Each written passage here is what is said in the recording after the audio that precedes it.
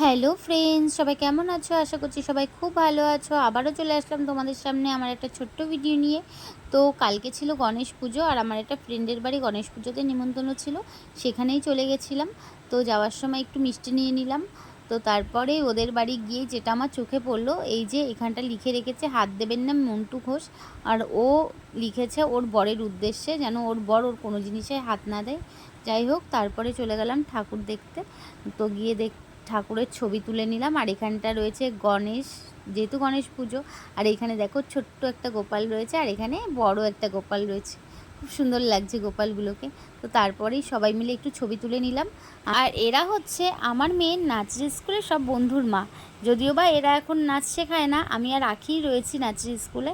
তো তারপরে দেখো বাচ্চাগুলো এখানে বসে আছে, আর আমরা চলে আসলাম খাওয়া দাওয়ার জায়গায় প্রসাদ খেতে। আর ওদের ছাদ থেকে না এয়ারপোর্টের ভিউটা খুব সুন্দর লাগে দেখতে। তো কিছুক্ষণ ওখানে দাঁড়িয়ে ভিডিও করে নিলাম।